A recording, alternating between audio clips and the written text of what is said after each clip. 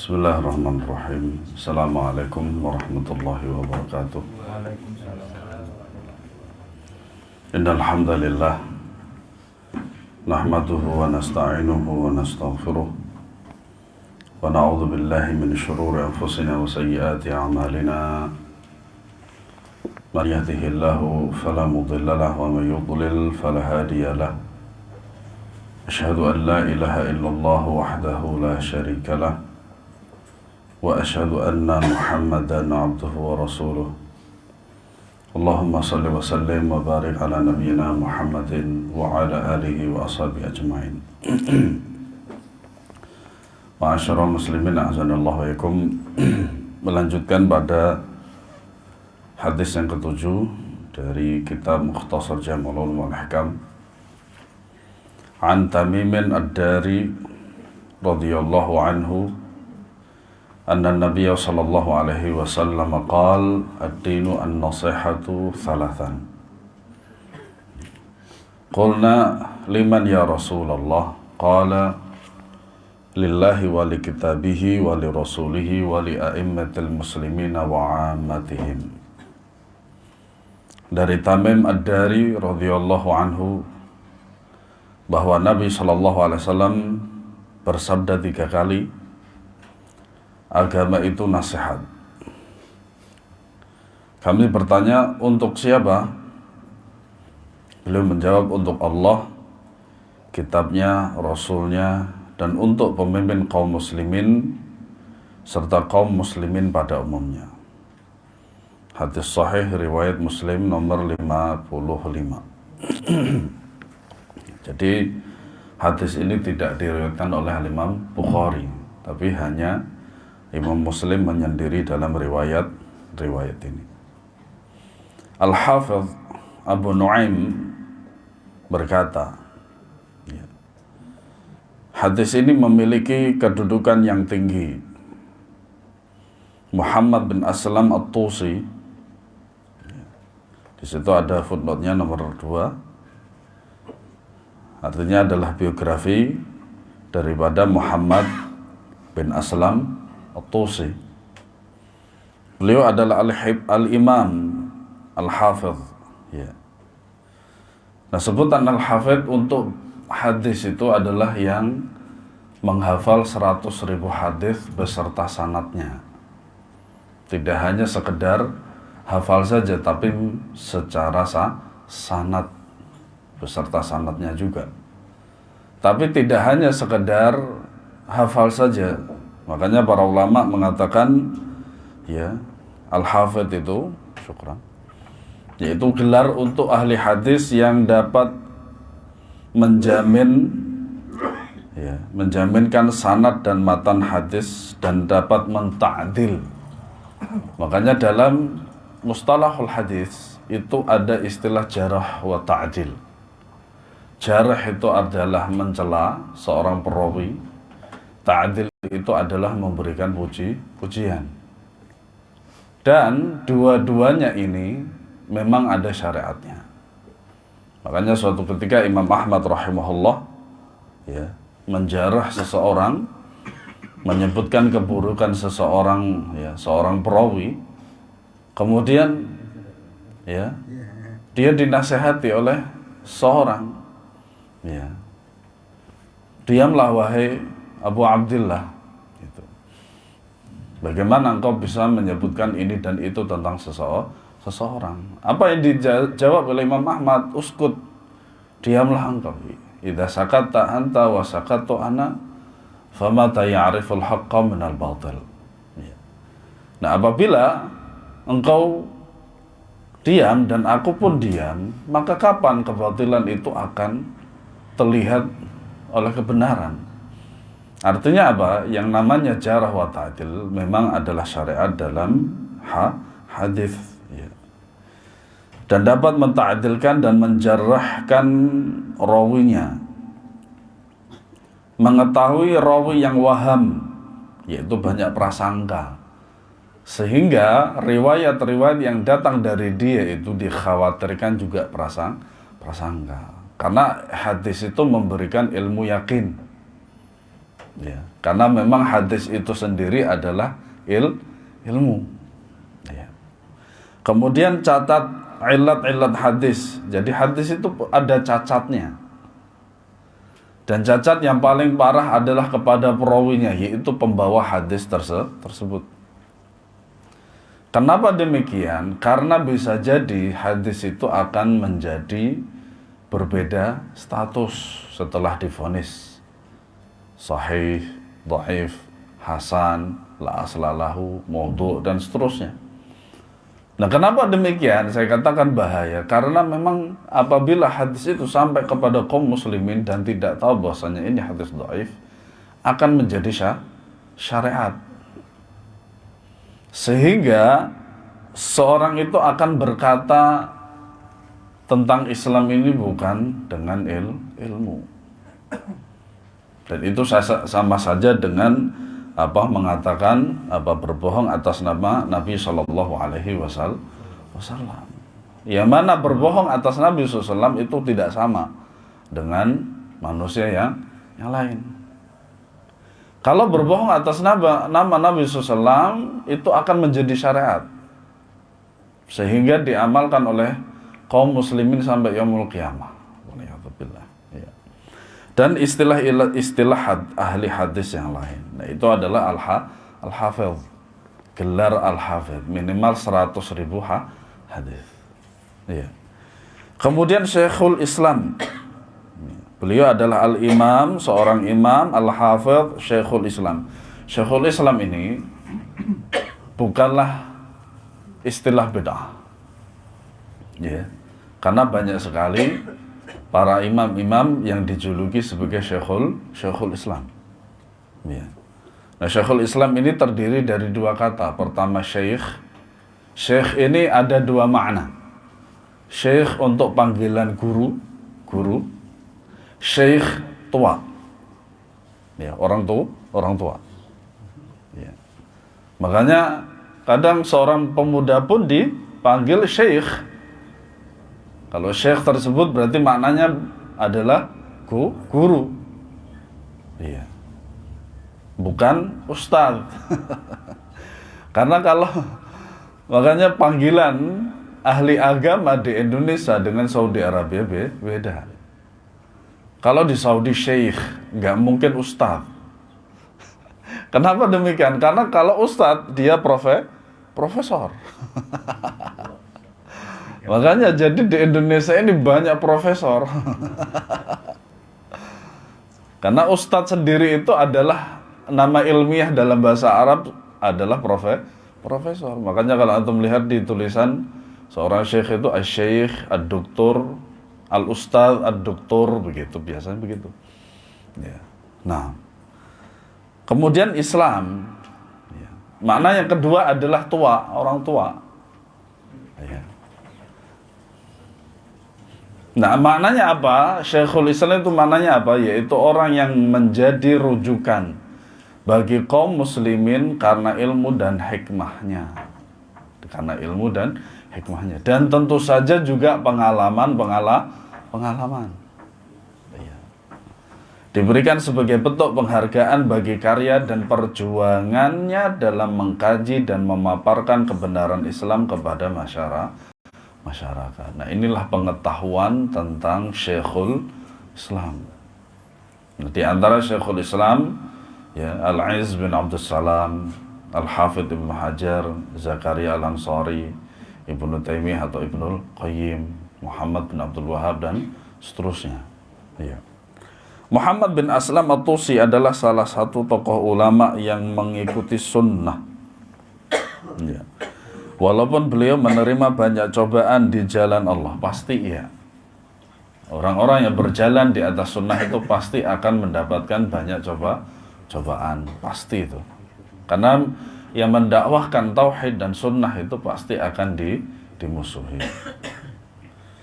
Sampai-sampai muridnya Imam Ibnu Khuzaimah Asy-Syafi'i, ya, menjuluki beliau dengan Rabbani hadhil ummah, pengasuh umat ini. Makanya para jamaah sekalian, yang namanya gelar itu banyak. Tidak hanya sekedar Syekhul Islam, Rabbani hadhil ummah. ya, majusu hadhil ummah, dan seterusnya. Beliau sering dibanding-bandingkan dengan Imam Ahmad. Beliau wafat setahun setelah Imam Ahmad wafat di Naisabur, ya. Muhammad bin Aslam At-Tusi rahimahullah menyebutkan bahwa hadis ini mengandung seperempat agama. Seperempat agama, Masya Allah. Kalau hadis niat itu sepertiga agama, kata Imam Syafi'i. Al-Imam At-Tabarani rahimahullah, ini beliau juga seorang ahli hadis, meriwayatkan dari Hudzaifah bin Yaman radhiyallahu anhu bahwa Nabi SAW bersabda, "Man la yahtammu bi amril muslimina falaysa minhum wa man lam yumsi wa yusbih nasihan lillahi wa rasulihi wa li kitabihi wa li a'immati wa li 'ammatil muslimina falaysa minhum." Barang siapa tidak peduli dengan urusan kaum muslimin, maka ia tidak termasuk dari golongan mereka. Barang siapa yang pada petang dan pagi harinya tidak memberi nasihat kepada Allah, Rasulnya, kitabnya, pemimpin, dan kaum muslimin pada umumnya, maka ia tidak termasuk golongan mereka. Hadis ini ya, diriwayatkan oleh Imam Tabrani dalam Mu'jamul Awsat dan dalam Mu'jamul Shaghir, dan hadis ini didhaifkan oleh Syekh Albani dalam silsilah Al-Hadis Dhaifah, ya. Tapi secara makna sahih. Ya, banyak sekali kita dapati ketika kita mempelajari Bulughul Maram juga yang sudah lewat, kemudian Jami'ul Ulum Wal Hikam di sini juga, bahwasanya banyak sekali riwayat-riwayat hadis yang dia dhaif, lemah, tetapi secara makna betul. Secara makna. Khattabi rahimahullah berkata, nasihat adalah salah satu kata yang dimaksudkan untuk mengungkapkan sebuah kalimat yang menghendaki kebaikan untuk pihak yang dinasihati. Karena tidak mungkin seseorang memberi nasihat itu dengan nasihat yang menjerumuskan kepada kerusakan. Saya nasihatkan kamu untuk merokok. Saya nasihatkan kamu untuk minum khamr. Nah, ini adalah nasihat yang buruk tentu saja, bukan nasihat yang baik. Gitu. Dan apa salahnya seseorang memberikan nasihat? Terlebih lagi jikalau nasihat itu adalah nasihat yang baik. Dan sekarang kita juga sedang menerima nasihat itu. Ya, makanya ketika kita mempelajari sebuah ilmu, mulai dari Senin sampai hari Ahad, ya, kita mempelajari ilmu, datang di majelis ilmu, itu sama saja kita sedang menerima nasihat. Dan itu secara keseluruhan. Yang memberi materi juga dia sedang membacakan nasihat dan menerima nasihat. Yang hadir pun sedang menerima nasihat. Dan nasihat itu tentu saja baik. Tentu saja baik apabila ya berdasarkan qala Allah, qala Rasul. Kata an-nus, ya, nasihat secara bahasa artinya bersih. Berarti orang yang dinasihati adalah kotor. Yang mana penasihat tersebut, yang memberi nasihat itu tahu bahwasanya ya dia sedang dalam keadaan tidak baik, maka perlu dinasihati. Ya. Dalam bahasa Arab, ya, jika dikatakan nasahtul asla, ya, artinya adalah aku membersihkan madu dari kotoran. Ya, madu dari kotoran. Makanya madu-madu yang sampai kepada kita itu sudah melalui beberapa proses. Di antaranya adalah ya pembersihan dari kotoran. Ya. Abu Amr ibn Salah rahimahullah berkata, nasihat ialah kata yang memiliki makna global. Ya. Yang terkandung makna seseorang yang melakukan kebaikan bagi orang yang dinasehati secara tujuan dan perbuatan. Makanya nasihat itu tujuannya adalah supaya yang dinasehati menjadi baik. Ya. Dan Ya, tujuan nasihat itu adalah untuk memperbaiki, ya, bukan untuk apa? Bukan untuk menjelek-jelekan atau merendahkan orang lain, bukan. Kecuali jikalau nasihat itu dilakukan secara terang-terangan di khalayak ramai, maka itu sama saja dengan merendahkannya. Itu sebagaimana yang dikatakan oleh Imam Syafi'i. Makanya nasihat yang paling baik itu adalah dilakukan dengan empat mata. Ya. Nasihat untuk Allah. Nah, ini makna daripada hadis yang pertama. Nasihat untuk Allah ialah dengan mentauhidkannya, menyifatinya dengan sifat-sifat kesempurnaan dan keagungan, menyucikannya dari keburukan dan sifat-sifat yang menyelisihi kebaikan, menjauhi kemaksiatan, melakukan perintahnya serta perkara yang dia cintai dengan ikhlas, mencintai dan membenci sesuatu karenanya, berjihad melawan orang yang kafir dan sejenisnya, menyerukan dan menganjurkan jihad. Nah, makna daripada nasihat untuk Allah bukan berarti Allah itu minta nasihat. Tidak. Nah, maknanya adalah mentauhidkannya. Karena sebaik-baik perbuatan dan perkataan itu adalah tauhid kepada Allah Subhanahu wa ta'ala. Menyifatinya dengan sifat-sifat kesempurnaan dan keagungan yang sudah dijelaskan oleh Allah di dalam Al-Quran dan Nabi SAW di dalam sunnahnya. Tidak memberikan suatu apapun laqab, gelar, sifat pada Allah kecuali dengan dalil. Dan sifat-sifat Allah dan nama-namanya itu adalah sempurna, ya, sesuai dengan keagungannya. Menyucikannya dari sifat keburukan. Tidak mungkin Allah Subhanahu wa ta'ala mempunyai sifat buruk, ya. Dan sifat-sifat yang menyelisihi kebaikan, menjauhi kemaksiatan, melakukan perkara serta perkara, perintahnya serta perkara yang dia cintai dengan ikhlas, ya. Membenci dan mencintai sesuatu karenanya, ya. Berjihad melawan orang yang kafir dan sejenisnya, menyerukan dan menganjurkan jihad. Dan semuanya itu adalah berlandaskan ilmu. Kemudian nasihat untuk kitabnya, yaitu kitab-kitab Allah Subhanahu wa ta'ala, ialah dengan beriman kepadanya. Suhuf yang tidak pernah kita lihat, Zabur, Taurat, Injil yang tidak pernah kita lihat, maka kewajiban kita adalah mengimaninya secara umum, ya. Mengagungkannya sebagaimana kita mengagungkan Al-Quran, walaupun banyak sekali sebagaimana keterangan Allah Subhanahu wa ta'ala bahwasanya Taurat dan Injil itu sudah banyak melalui perubahan sehingga tidak sulit dilacak, ya, bahwasanya ini perkataan Allah atau perkataan orang lain, ya. Menyucikannya, kitab suci, makanya disebut dengan kitab suci, ya, karena tidak ada yang bisa merubahnya, terutama Al-Quran, ya. Membaca dengan benar, dengan tajwid dan juga nahwu, kata Syekh Shalal Fauzan hafizahullah ta'ala.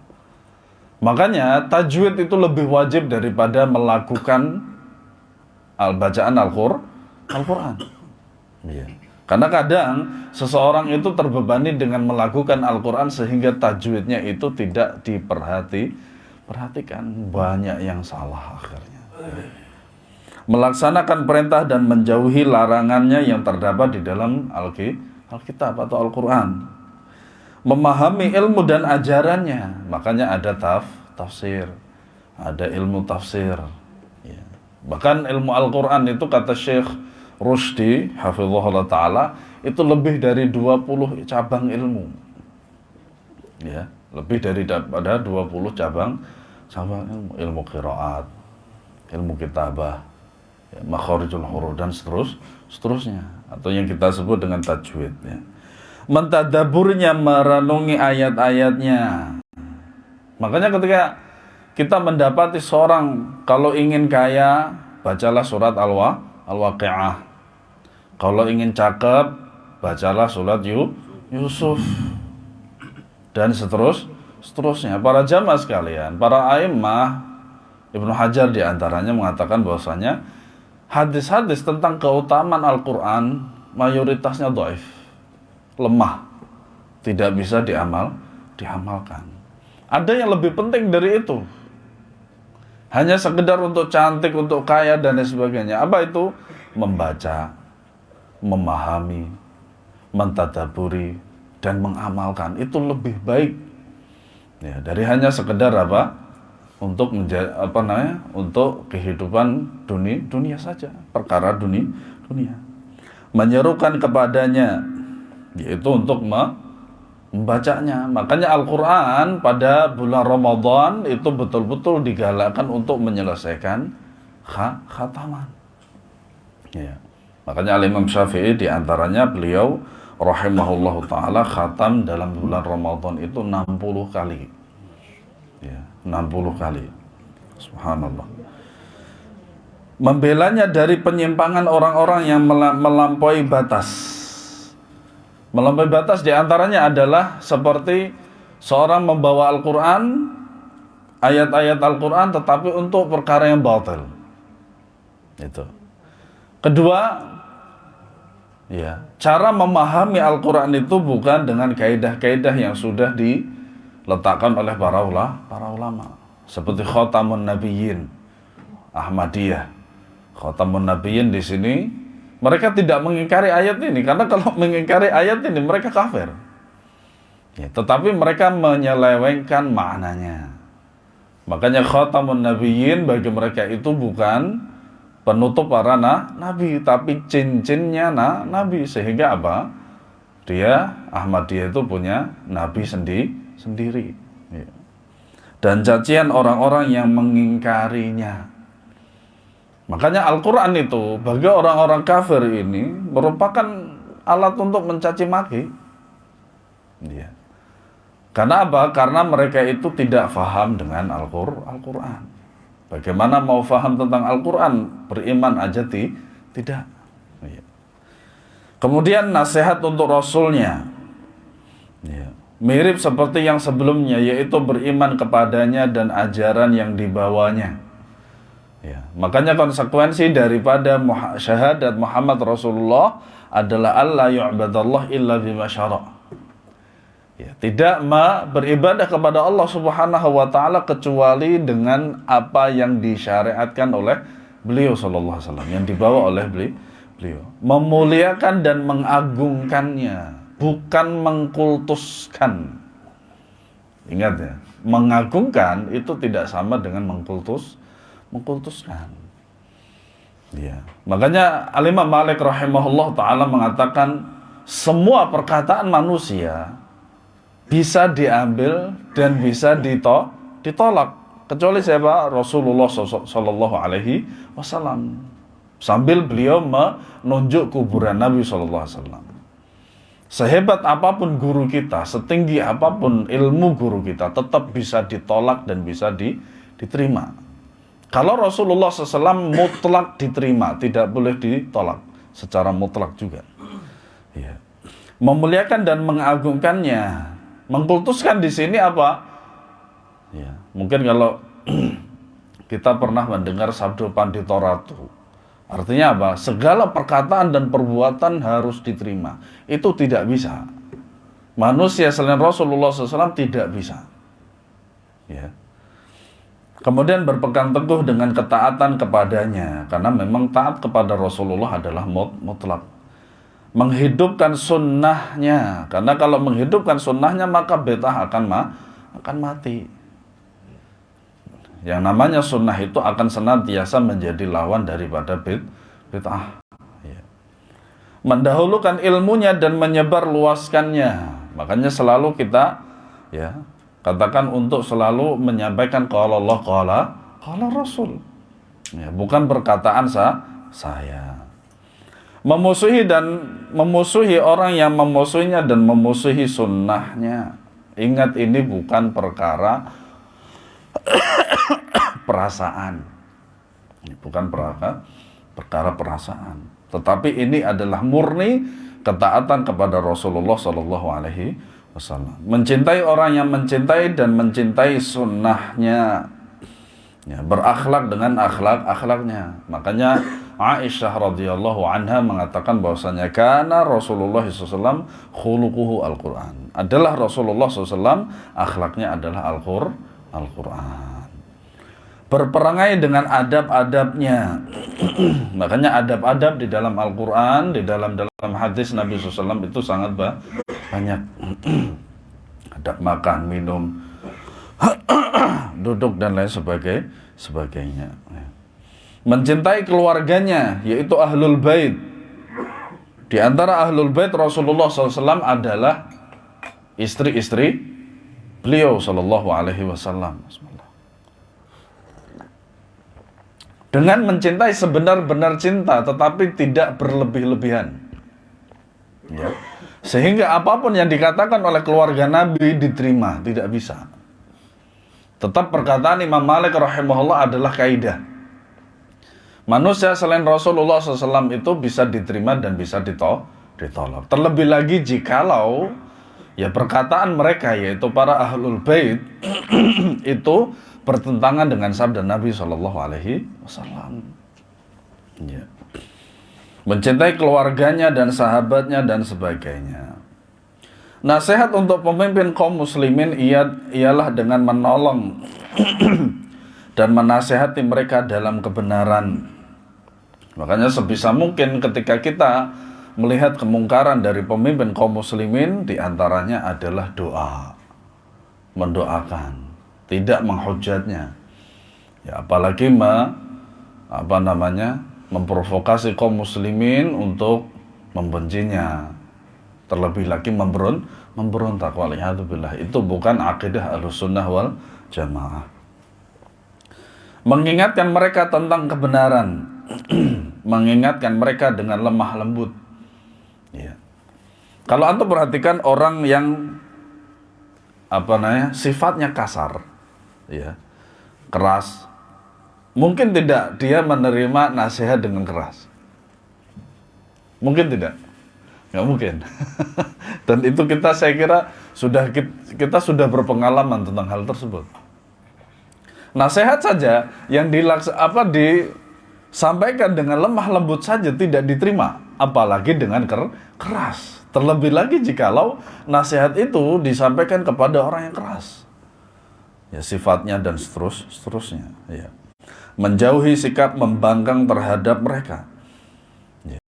Makanya Nabi SAW banyak dalam hadis, ya, untuk tetap taat dan mendengar kepada pemimpin kaum muslimin.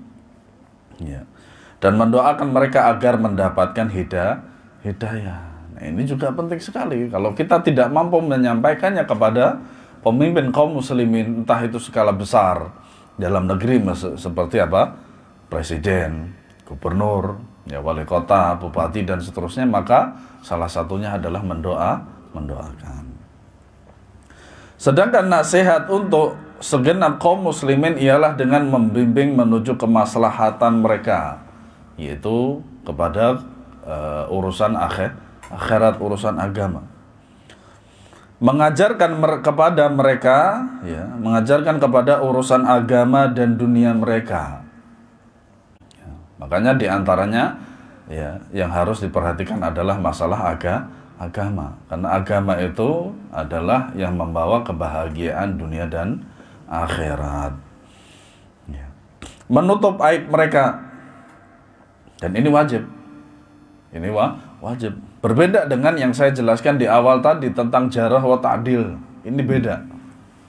Kenapa demikian? Jarah wa ta'dil ini ada syariatnya dan harus dilakukan adalah untuk menjaga agama. Dan juga tentang para dai-dai yang menyimpang juga harus disebutkan di sini. Ya, kenapa demikian? Karena mereka adalah yang membawa manusia kepada jurang jahannam. Ya, harus dijelaskan demikian. Si dai ini dalam manhajnya seperti ini dan seperti itu, akidahnya juga sama. Tidak boleh diambil ilmunya. Kecuali periwayatan. Nah, ini beda ya para jamaah sekalian. Mengambil ilmu dengan mengambil riwayat ini tidak sama. Ya. Makanya para ulama Ahlussunnah wal Jamaah tetap membolehkan mengambil riwayat dari orang-orang Khawarij. Kenapa demikian? Karena orang-orang Khawarij itu mengatakan bahwasanya yang berdusta itu dosa besar, kafir dan masuk neraka selama-lamanya. Makanya mereka harus jujur. Ya. Mendahulukan orang fakir ya, di antara tetangga kita. Tetapi ketika kita membantu juga harus sesuai dengan kemampuan kita.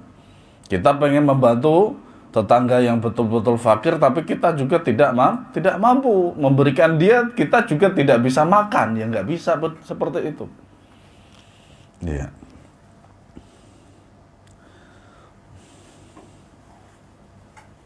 Oh, jauh banget. Menyempurnakan kekurangan mereka dengan nasihat tersebut, maka akan menjadi sempurna kekurangan mereka. Menolong mereka dari musuh, membela mereka, tidak berbuat curang dan tidak iri kepada mereka. Ini semuanya akan apa istilahnya? Membahayakan diri sendiri para jamaah. Menginginkan kebaikan untuk mereka sebagaimana kita menginginkan kebaikan untuk diri sendiri. Sehingga ketika kebaikan itu sudah menyebar, maka dunia akan menjadi baik. Ya. Membenci keburukan, ya rahmukallah. Untuk mereka sebagaimana kita membenci keburukan untuk diri sendiri dan hal semisalnya. Demikian sebagaimana yang disebutkannya. Nah, ini makna daripada ya nasihat kepada Allah, Rasulnya, kitab dan pemimpin kaum muslimin serta kaum muslimin secara umum.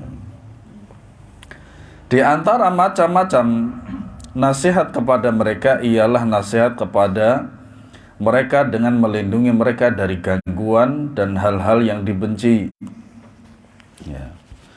Mendahulukan orang fakir, mengajarkan orang yang tidak berilmu di antara mereka. Makanya kita sedang mempelajari ilmu.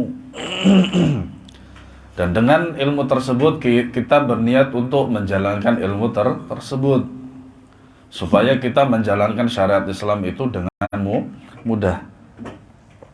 Ya. Menyadarkan mereka yang menyimpang dari kebenaran agar dapat kembali ke jalan yang benar, baik dengan tindakan maupun ucapan. Ya. Karena memang nasihat itu haruslah dengan ikhlas lillahi ta'ala. Ikhlas karena Allah subhanahu wa ta'ala. Berlemah lembut dalam menasihati mereka. Ada satu foto. Foto itu adalah foto orang terkenal. Tapi terkenalnya adalah dengan kekejamannya. Hitler. Kemudian di dalam foto tersebut terdapat sebuah isyarat cinta di depan dadanya dia itu dengan tangan seperti inilah gitu. Beginilah gitu. Kira-kira kalau Hitler di depan kita dengan seperti ini, I love you, kita terima enggak itu?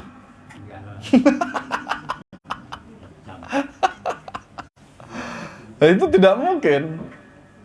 Ya, seperti itulah nasihat. Maka nasihat itu harus dilakukan dengan baik, lemah lembut, dan yang memberikan nasihat pun juga sama, lemah lembut juga. Karena nggak mungkin Hitler itu ya memberikan nasihat untuk menjadi orang baik sementara dia sudah banyak membunuh orang. Kan begitu. Walaupun sebenarnya nasihatnya juga bagus. Ya. Artinya ketika orang merokok, dia menasihati untuk tidak merokok misalkan. Di satu sisi lain batil, karena nggak mungkin yang namanya orang ketika memberikan nasihat dijumbuhkan dengan awaknya, dirinya sendiri. Artinya apa? Orang yang memberikan nasihat itu juga ada di situ kewajiban bagi dia untuk mengamalkan nasihat tersebut. mengajak mereka dengan kasih sayang untuk amar ma'ruf nahi mungkar, suka dan berusaha menghilangkan keburukan dari kaum muslimin, walaupun hal itu dapat mendatangkan kerugian baginya di dunia, ya, seperti diganggu dan lain sebagainya. Sebagaimana yang diungkapkan sebagian ulama salaf, aku ingin semua orang menaati Allah walaupun dagingku dipotong dengan gergaji. Subhanallah. Karena memang menginginkan kebaikan bagi kaum muslimin seperti itu memang. Ya. Umar bin Abdul Aziz yang disebut dengan Al-Khalifatul Khamis, ya, yaitu khalifah yang kelima, rahimahullah pernah berkata, sekiranya aku mengamalkan kitabullah di tengah kalian dan kalian mengamalkannya, kemudian aku mengamalkan sunnah di tengah kalian, lalu satu anggota tubuhku jatuh, aku tetap mengamalkannya hingga akhir keluarnya ruhku. Inilah diantara salah satu semangat dari seorang khalifah yang kelima, menginginkan kebaikan bagi kaum muslimin. Dan ini merupakan bentuk nasihat secara perkataan dan perbuatan. Salah satu macam nasihat yang paling utama adalah menasihati orang yang meminta nasihat dalam urusannya. Sebagaimana sabda Rasulullah SAW, "Idza stansaha ahadukum akhahu falyansah lahu." Jika salah seorang di antara kalian meminta nasihat kepada saudaranya, maka hendaklah saudaranya itu menasihati. Ya. Hadis riwayat, ya, Ahmad, dan hadis ini diperselisihkan para ulama. Namun cukup dengan hadis Abu Hurairah yang diriwayatkan secara marfu', yaitu hakul muslim 'alal muslimi sittun. Hak muslim terhadap muslim lainnya ada 4 yang di dalamnya disebutkan wa idza stansahaka fansah lahu. Jika ia minta nasihat kepadamu, maka nasihatilah. Hadis riwayat Muslim. Nah, itu yang lebih sahih riwayatnya. Al-Fudail bin Iyad berkata, rahimahullah, orang yang paling berilmu di antara kami bukanlah orang yang paling banyak sholat dan puasanya.